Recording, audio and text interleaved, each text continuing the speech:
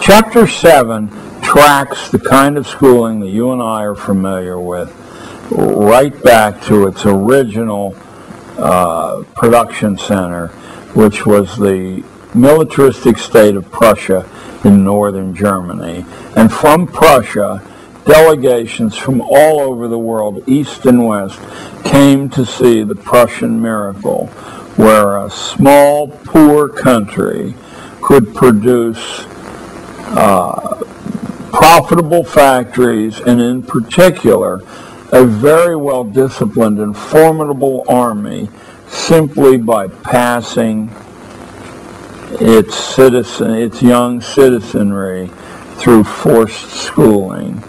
And from Prussia, Horace Mann returned to the United States, and Japanese investigators returned to Japan, and they installed the Prussian system where it would do the most good from the managerial point of view. In 1935, at the University of Chicago's experimental school, this is the epigraph for Chapter 7, The Prussian Connection. In 1935, at the University of Chicago's experimental school, where John Dewey had once held sway and made his reputation, the head of the social science department published an inspirational textbook called The Life and Work of the Citizen. In its pre-publication edition, and this is the one I'm talking about, because if you get the publication edition, what I'm going to tell you about will have been muted. The title page clearly shows 4 interlocked hands interconnected to form a swastika. And the markings throughout the book for the chapter divisions and also for inter-chapter divisions are done with the fascist emblem, the bundle of sticks held by an eagle.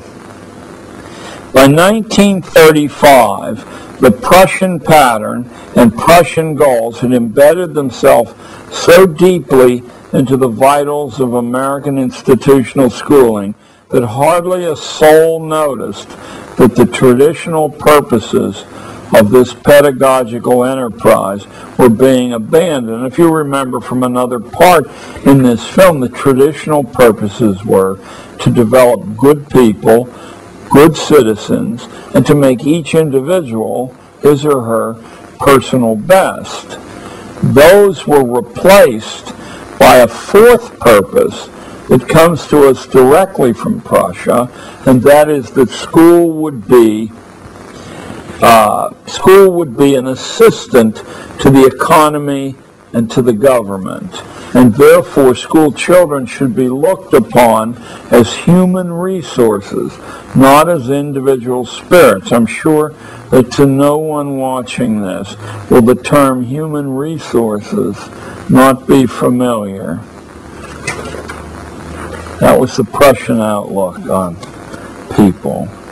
Chapter 8 nails the origination of forced schooling in the fashion that we have it to coal mines and the coal mining powers. A dramatic shift to mass production and mass schooling occurred in the very same moment in history, and they are definitely intimately related with one another. Mass production actually isn't really possible, certainly not the way we conceive of it, without an endless source of energy, which absolutely prior to coal was not available anywhere in the world.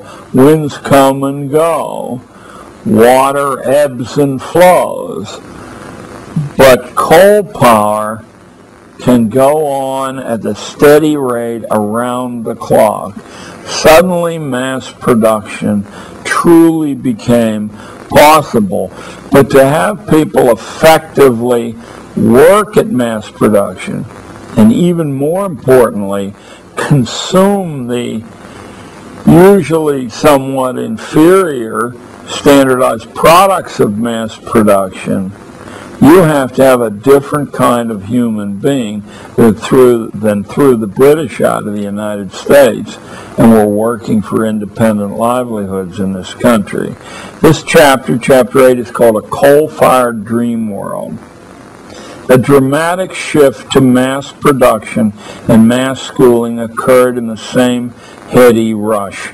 Mass production could not be rationalized unless the public accepted massification. In a democratic republic, school was the only reliable long-range instrument available to accomplish this.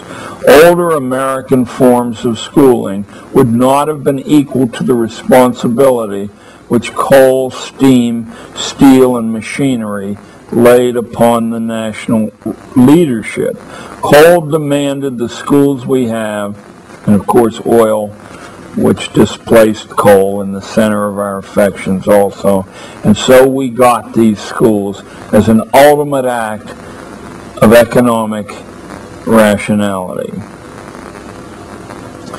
Chapter 9 deals with the kind of mentality which evolved in order to make efficient the heavy use of machine interventions in human life.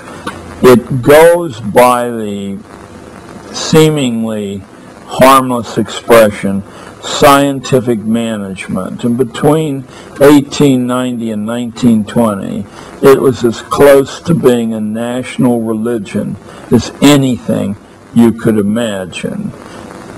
Time and motion studies, which we have with us today, that determine that if a woman keeps her elbow at this angle rather than this angle, she will produce 20% less assembled pieces on the production line, is just one of the hundreds and hundreds of relics of the scientific management period we have with us. What people who are knowledgeable about this usually aren't knowledgeable about is it didn't stay in the production arena, in the industrial arena, but it leapfrogged almost immediately into the churches, into the schools, into every aspect of American life. Managers came to judge themselves, and others judged the managers on the basis of how scientifically they managed.